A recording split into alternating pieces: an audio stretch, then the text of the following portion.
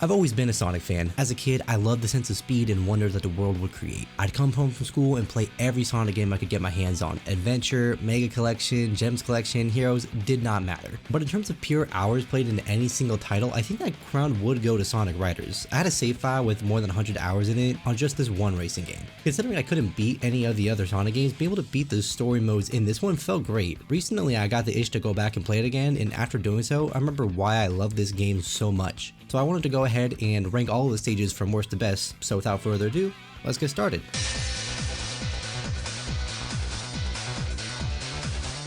I honestly debated a little bit about whether to actually count this stage or not, but it's selectable in Freebase like everything else, so I think it gets by on a technicality. It's the most boring stage design in the entire game, bar none. It's one large oval with no deviations. I guess they did this to make fighting the boss a bit easier, but they didn't need to go so far with it. It's not like there's much of a fight to begin with. It's painfully easily. You boost until you run into him 3 times, then cross the finish line. You should have spiced up the stage layout if they were going to make the actual fight so monotonous. Not to mention how annoying the Guardian himself sounds. It has a cool aesthetic, but they don't use it well at all, and it ends up being a really lame final boss and stage in general.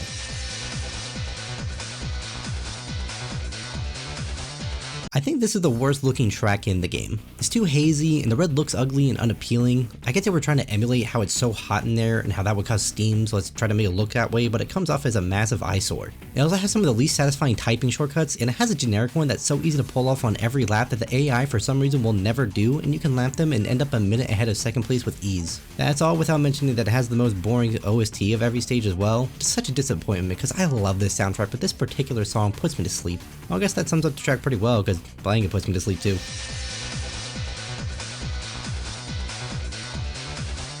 Now, to be less negative, this is where I think the stages start to get good. The stage starts strong, bobbing and weaving through generators, or if you take the top path, you get launched into a wall that you ride into a bunch of cop cars that you have to avoid, emulating the intro cutscene of the story mode. But it does fall off a bit in the back half of the stage, being an exact copy of his daytime counterpart definitely docks it a bit in my eyes, and you'll see this is a bit of a common theme throughout. Since as a kid they were harder, I would play the daytime stages more, which definitely led to me preferring them. All in all, I think it's a good level, and this is a solid start to the Babylon Rogue set of stages.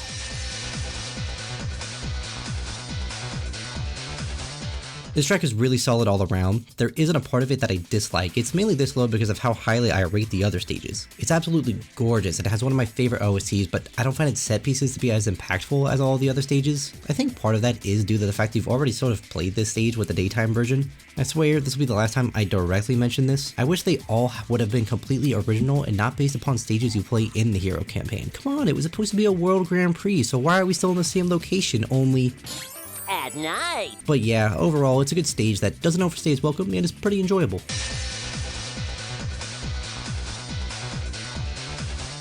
The final stage of the Hero campaign.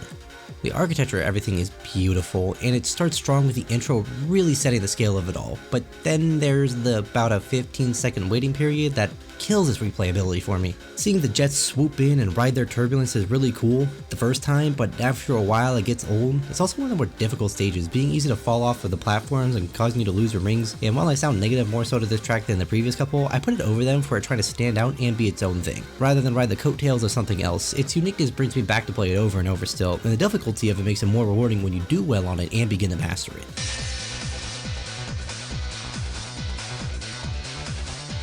This is the first track that I consider to be a great time all the way through, no questions asked. Starting off by leaping across a gorge, then going into a tightly packed hallway filled with dash pads can lend itself to a lot of chaos happening in the beginning by being able to attack each other easily. There isn't really a lot I have to say about this track in particular. I didn't play it a lot as a kid, that goes for basically all the Babylon Rogue stages, but this one is awesome going back to it now. But it just finds itself barely out of the top 10, but that doesn't mean it's a bad stage by any stretch of the imagination.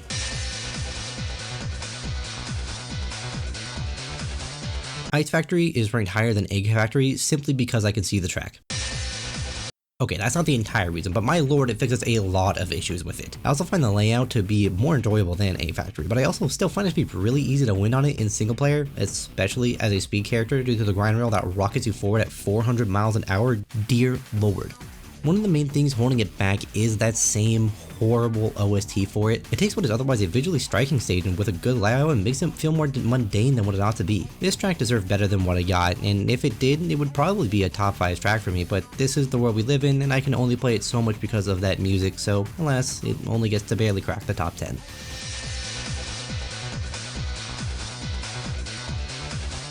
This track is so damn cool. The intro showing the start of a solar eclipse that the race takes place in, launching out of the Colosseum only for the earth to open up as you are in the air and then land on the pathways hinted underneath, going underground where the design becomes a mix of ancient Egyptian and futuristic technology, being spun around and shot over to a village that you then have to speed through. Such a fun track, and it's only the start of where this game really begins to get its wings. It doesn't have a dull moment and is fun from the start to the last lap. This is how more of the Babylon Rogue stages should have been if they were going to look so similar, taking place in the same area but not reusing the same set pieces like how Night Chase and Red Canyon did.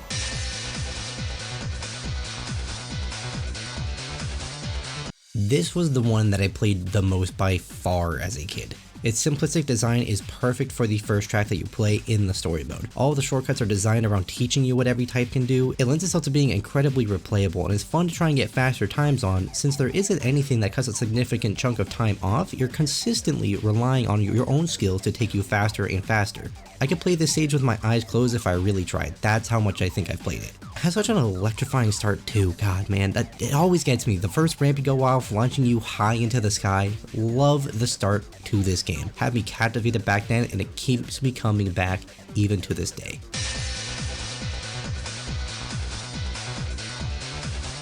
Skyroad fixes all of my problems with Babylon Garden. The problem being that it doesn't take away control for 15 seconds and it lets you actually play the game. It has some of the more gratifying shortcuts to hit, because now in order to make it onto the turbulence trail, you have to purposely try to make it there by going off a ramp high enough to make it. It's also a difficult stage too. There's plenty of times you can reach the turbulence on all 3 laps and still lose because the AI will take the higher path at the tower at the end, which I find to be a lot more difficult to hit. It has a lot of different routes for each character type to take, and there's a strong end for the Babylon Rogue story stages. This is a level that makes you want to master it because it is so demanding, and when you finally get that perfect run, it feels amazing and like you truly become one with the wind.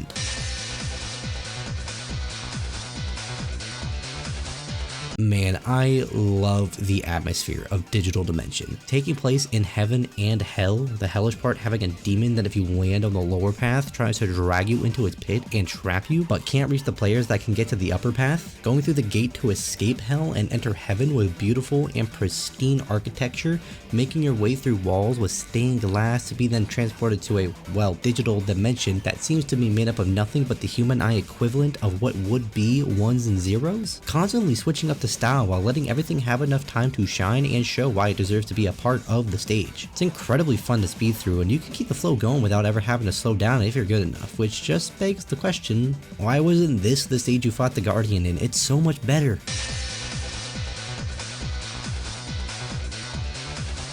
I honestly didn't even know this existed until I was trying to see how many tracks were in the game to make sure I would rank all of them. Like I said before, as a kid I mostly played the hero side stages, and because of that I guess I never got the gold emblem for the Babylon Rogue stages in the Grand Prix mode, and because of that I'm only now playing it for the first time, and man was I missing out. This track is awesome.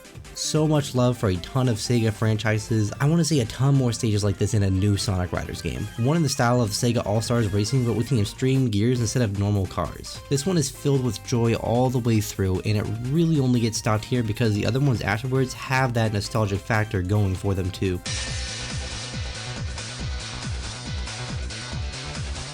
God.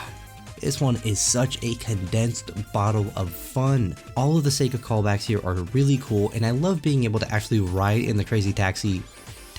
It's also vivid and colorful that there isn't a time where you would want to even race on another track. I wish the Super Monkey Ball part was a bit more involved, maybe have the actual monkeys bouncing back and forth as hazards. Also, I never have played Billy Hatcher, so I have no clue how this giant boat is supposed to fit in with the theme of it. Being a reward stage for getting a gold emblem for the hero stages makes this one a nice treat, and it's definitely a solid reward for accomplishing that because the AI does not mess around when going for it.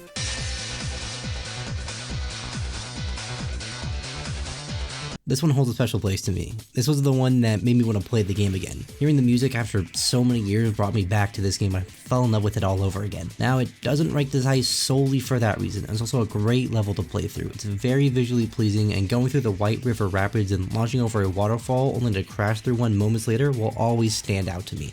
I also love the OST for this stage. It's wild looking back and listening to the music for this game again and realizing how much it really influenced my taste in music as a whole. The fast-paced percussion filled with synths bouncing back and forth really encapsulates a lot of what I listen to on a daily basis.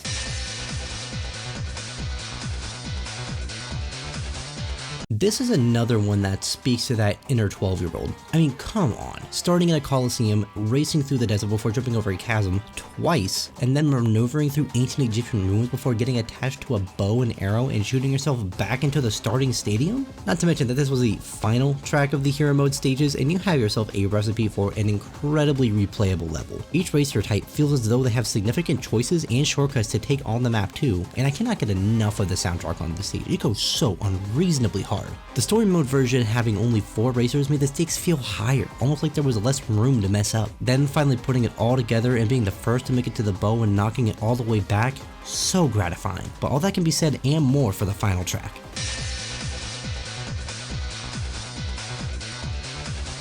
I could replay this one for hours. The flow of it all comes together so well, figuring how to manage your boost to be able to almost constantly use it while not burning out.